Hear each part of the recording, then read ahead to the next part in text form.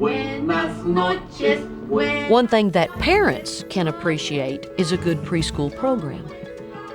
In many communities, they can be hard to find. Muy bien. A lot of people don't embrace it because they think, oh, well, you're just going to go and you're going to sleep and they're going to play and nothing's going to happen. And I think what people don't understand is how much work goes into a quality preschool program. One ingredient is a well-qualified, well-trained teacher, and they are in short supply. Only half of preschool teachers have a 4-year degree, and often that degree has little to do with early childhood. So while they probably don't know it, this class of 4-year-olds has lucked out with Dr. Becky Palacios. She teaches the Spanish half of the dual language program in Corpus Christi, Texas. With a PhD in education and more than 30 years in the classroom, she knows how to create a literacy-rich preschool environment. Her cardinal rule? Keep your expectations high. I think that the curriculum that we've developed is pretty demanding. If we're going to talk about bears, we're going to talk about the natural habitat, where they live, where they are in this world, why the geography is important. But I think it's demanding only what's best for students. When we ask children to rise up to the higher standards or higher expectations, they don't let us down. A curriculum like this allows children to build their vocabulary and develop their background knowledge. If you know a lot about bears already, it's a lot easier to read and understand a story about bears when you get to first grade. And of course, in preschool, it's very important to have fun.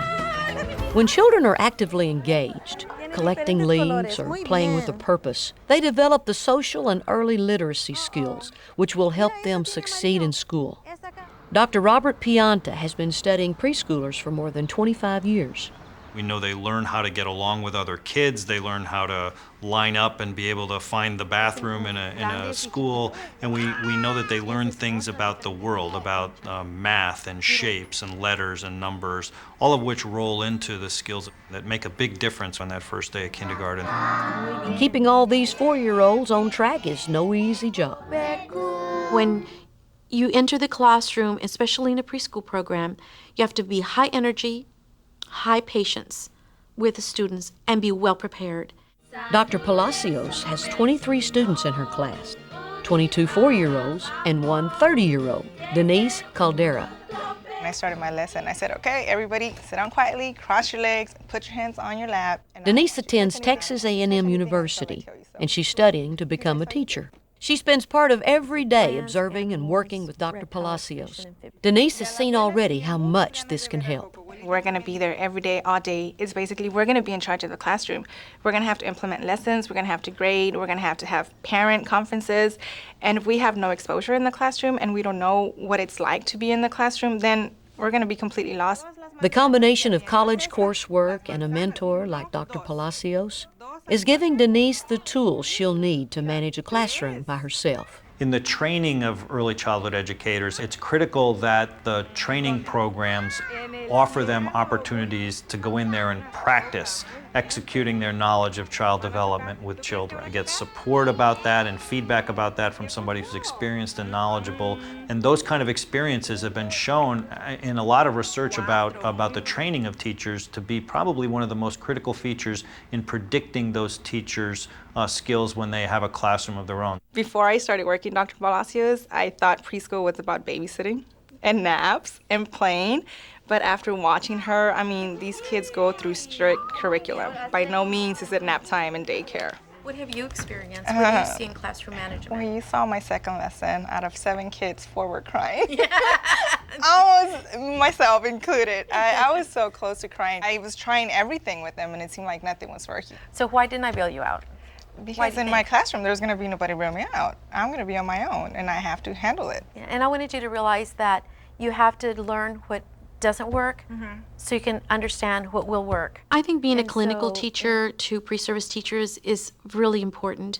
We need to make sure that we leave a legacy for the teachers that are going to follow us. We're seeing a huge shortage because a lot of those young teachers or new teachers leave within the first 3 to 5 years of their teaching experience. They cite that one of the things is lack of mentoring. They're not helped when they come into the classroom. ¿Se encontraron? As a mentor, Few can match Dr. Palacios with her knowledge of the field, her long experience, and her sheer love of teaching. I always wanted to be a teacher because I felt that this is where I belonged. I had this calling to work with children. And as far as I can remember through my school career, I saved strategies, I saved songs I learned in elementary, art projects, things that were focused on exploration, things that we learned by doing. With a wait list over 50 and parents lining up around the corner to get their kids in the program, Dr. Palacios is obviously doing something right. Comes home really excited and he can't wait to tell me everything that he's done. He wants to get everything out so fast that he's actually started stuttering because he had so much to say. I've had a lot of opportunities to leave the classroom. People always have asked me, you have a doctorate, why do you stay in a preschool classroom? Why are you there? And I tell them, it's not about who I am, it's who the children are. And I'm going to get a little emotional here, but I think that it's about the kids and not about me. When I was little, two of my heroes were John Wayne and Joe Namath. And as I grew older, I realized that some heroes aren't always in the spotlight. They're people like my own mother, parents and teachers who are doing the hard work of raising our kids. With their help, we can send more of our children on to school and out into the world, ready to find success.